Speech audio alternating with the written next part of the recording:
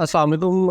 आज हम बात करेंगे बेसिकली 3 न्यूज़ के हवाले से। पहला हमारा जो इसराइल और फ़लस्तीन के हवाले से बात करेंगे, then we will talk about Iranian president death incident, और उसके बाद हम बात करेंगे एक बहुत ही ज़्यादा इंसिडेंट, अफसोसनाक इंसिडेंट है, किर्गिस्तान का जो स्टूडेंट का इंसिडेंट है। लेकिन इसके हवाले से बात कोई नहीं कर रहा, इस वजह से हम लोग इस पे बात ज़रूर करेंगे। तो आइए शुरू करते हैं। पहले एज़ ऑलवेज़ आपको पता है हम लोग इसराइल से शुरू करते हैं। तो इसराइल में बेसिकली मसला हो गया है अब, यानी कि आज की डेट में, यानी कि आज जब मैं वीडियो रिकॉर्ड कर रहा हूँ इट्स 21 मई। तो 21 मई वाले दिन इन्होंने, जो इसराइल है उसने बर्बरियत की आदि पार कर दी है। अब यहाँ पे किया क्या है इसराइल ने ना, अब पहले इसराइल ने बड़ी फ़ौज जो उसकी पैदल फ़ौज थी उसको एंटर किया गज़ा में, आपको सबको पता है।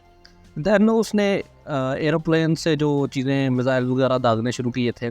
लेकिन आज इसने एक नई टैक्टिक्स अपनाई है और उसने ड्रोन हमले शुरू कर दिए, और इस जो अपना गज़ा की पट्टी है उस पे ड्रोन से हमला शुरू कर दिया। और जो आज हमला ड्रोन से किया उस पे 85 लोगों की डेथ हुई है, शहादत हुई है। This is something like which must be discussed, लेकिन हम लोग चूँकि नहीं करते। अब इसी हवाले से यानी कि आज के ही दिन एक फ़ैसला आया है basically from ICC, international criminal court. अब ये जो इंटरनेशनल क्रिमिनल कोर्ट है इसने फ़ैसला दिया है नेतन्याहू के ख़िलाफ़ वारंट गिरफ्तारी। अब ये जो वारंट गिरफ्तारी है ना, ये बेसिकली बाइंडिंग नहीं है फॉर इसराइल। उसके क्या रीज़न है, उसकी रीज़न मैं आपको बताता हूँ। बेसिकली आईसीजे एक है, इंटरनेशनल कोर्ट ऑफ जस्टिस, वो जो है वो तो अंडर है यूएनओ। अगर वो फैसला देती तो फिर तो समझ आता, फिर बाइंडिंग था, यानी फिर इसराइल को मानना ही पड़ना था being a member of UNO.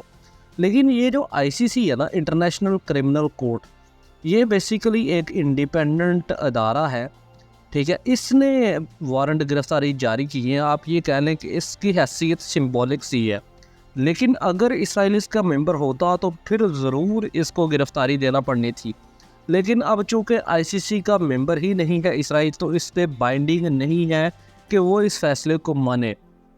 तो नेतन्याहू को ऑफिशियली आईसीसी ने टेररिस्ट डिक्लेयर कर दी है, इश्तिहारी डिक्लेयर कर दी है। बट द थिंग इज़ कि इसराइल इस आईसीसी का पार्ट ही नहीं है, तो फिर इस वजह से ज्यूरिस्डिक्शन आईसीसी की लिमिटेड हो जाती है। अब हम बात करते हैं दूसरी न्यूज़ के हवाले से। दूसरी न्यूज़ जो हमारे पास आ रही है that comes from Iran. Iran का आपको पता है, ईरान का परसों यानी 19 मई को बड़ा अफसोसनाक हादसा हुआ है। ईरानियन प्रेसिडेंट जो हैं वो इब्राहिम रईसी जो थे बेसिकली, और उनकी डेथ हो गई है, वो शहीद हो गए। अब शहीद कैसे हुए हैं, वो बेसिकली अपने तेहरान से गए हुए थे। यहाँ पे ना एक तो आज़रबाईजान आपको मुल्क नज़र आ रहा है, लेकिन यहाँ पे एक ईरान का सूबा भी है, एक ईस्ट आज़रबाईजान उसको उसका नाम है। अब ये जो ईस्ट आज़रबाईजान है ना, यहाँ पे ईरानियन प्रेसिडेंट और आज़रबाईजान जो मुल्क है इसके प्रेसिडेंट ने एक डैम का इफ्तिताह करना था, और वो यहाँ आए हुए थे। अब ईरानियन प्रेसिडेंट जो थे वो यहाँ से ईस्ट जो आज़रबाईजान है वहाँ पे गए, वहाँ पे इफ्तिताह किया। जब वो वापस आ रहे थे तब मसला हो गया इनके हेलीकॉप्टर को, जिस पे ये जा रहे थे। बेसिकली जो हेलीकॉप्टर था वो उसका नाम था टाइप 422, टाइप 422। अब ये जो हेलीकॉप्टर था ये अमेरिकन बेस्ड था और बहुत पुराना था, लाइक 1970s का था, तो इसकी मेंटेनेंस वगैरह का मसला था। अब ये जो ईरानी प्रेसिडेंट थे यहाँ पे डैम का इफ्तिताह करके तब्रेज़ जा रहे थे। अब जब ये इन्होंने तब्रेज़ पहुँचना था तो रास्ते में ही इनका इस मुकाम पर, ये जंगल का जो एरिया है, इस मुकाम पे क्या हुआ, हेलीकॉप्टर जो था ना उसको एक्सीडेंट का हादसा पेश आया और यहाँ पे इनका गिर गया हेलीकॉप्टर। ये बेसिकली 3 हेलीकॉप्टर थे जो वापस जा रहे थे तब्रेज़, लेकिन इनमें से सिर्फ 2 हेलीकॉप्टर ही पहुँच सके इन तब्रेज़, जो कि एक जो था ना वो जंगल में तबाह हो गया। और उसी एक हेलीकॉप्टर में 9 अफराद थे। 9 अफराद में से एक इनका जो फॉरेन मिनिस्टर थे वो थे, एंड दूसरे जो इनके प्रेसिडेंट थे इब्राहिम रईसी वो थे। अभी इब्राहिम रईसी के बाद मोहम्मद मुकबिल जो इनके डिप्टी वाइस प्रेसिडेंट थे बेसिकली, उन्होंने कमान संभाल लिया, वो ईरान के ऑफिशियल प्रेसिडेंट बन चुके हैं। लेकिन ये जो प्रेसिडेंशियलशिप है ये इंजॉय कर सकेंगे सिर्फ 50 दिन, क्योंकि विद इन 50 डेज़ उन्होंने सुप्रीम कोर्ट, क्या जो चीफ जस्टिस है, इलेक्शन कमीशन एंड अब प्रेसिडेंट खुद, इन्होंने मिल के इलेक्शन करवाने हैं मुल्क में, और एक नया इलेक्टेड प्रेसिडेंट जो है उसको उन्होंने अपॉइंट करना है। अब देखते हैं क्या इसमें होता है मामला। नेक्स्ट हमारे पास जो मामला आ रहा है वो हमारा वो भी सेंट्रल एशिया से ही है, दैट कम्स फ्राम किर्गिस्तान। वो अगर आप सेंट्रल एशिया में जाएं तो किर्गिस्तान जो है ना वो एक लैंड ऑफ कंट्री है बेसिकली।